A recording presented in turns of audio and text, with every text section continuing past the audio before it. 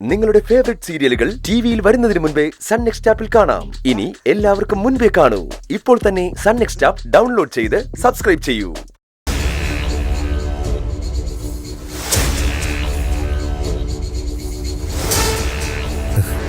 നിത്യകുട്ടി, എന്ത് വേണം? മറ്റാര് വേണമെങ്കിലും എന്നെ കുറ്റപ്പെടുത്തിക്കോട്ടെ, എനിക്കത് പ്രശ്നമല്ല. പക്ഷേ നിത്യക്കുട്ടി എന്നെ സംശയിക്കരുത്. അതെനിക്ക് സഹിക്കാൻ പറ്റില്ല. ഞാൻ സംശയിച്ചു എന്ന് ആര് പറഞ്ഞു? ഞാൻ സംശയിക്കുമല്ല, വിശ്വസിക്കുക ചെയ്തത്. കോടതി നിങ്ങളെ വെറുതെ വിട്ടാൽ പോലും എന്റെ ആ വിശ്വാസം മാറില്ല. ദേവിക ഒറ്റ ഒരുത്തിയാ നിന്നെ ഇങ്ങനെ വഷളാക്കിയത്. അവളെ ഒരു കാരണവശാലും വിശ്വസിക്കരുത്. ശരി, വിശ്വസിക്കുന്നില്ല. അപ്പൊ പിന്നെ പകരം ആരെയാ വിശ്വസിക്കേണ്ടത്? എന്നെ വിശ്വസിക്കാം. ഞാൻ നല്ലവനാ, ഞാൻ ആരും കൊന്നിട്ടൊന്നുമില്ല. ഞാൻ വിശ്വസിക്കാം. ഇപ്പോഴല്ല, കോടതി അങ്ങനെ പറയുമ്പോ. ഇപ്പൊ കേസെടുത്തിരിക്കുവാണല്ലോ, വിചാരണ കഴിയട്ടെ, വിധി വരട്ടെ. അത് കഴിഞ്ഞ് നമ്മൾ സംസാരിക്കുന്നതല്ലേ മാന്യത. നിത്യക്കുട്ടി, കേസിൽ എന്നെ ശിക്ഷിക്കാനൊന്നും പോകുന്നില്ല. തെളിവ് വേണ്ടേ?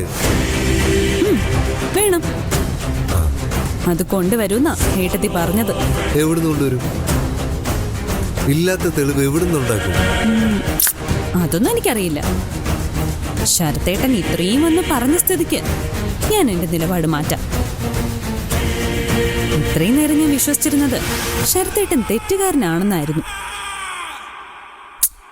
ഞാൻ ഇനി അങ്ങനെ വിശ്വസിക്കുന്നില്ല. വെറും ഒരു കുറ്റാരോപിതൻ.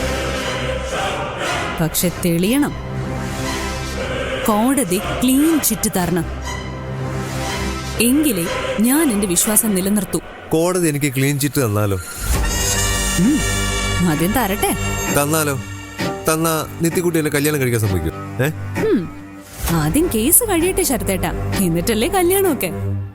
കോടതി നിരുപാധികം ശരത്തേട്ടനെ വിട്ടയക്കുവാണെങ്കിൽ കല്യാണത്തിന്റെ കാര്യം നമുക്കൊന്ന് ആലോചിക്കാം.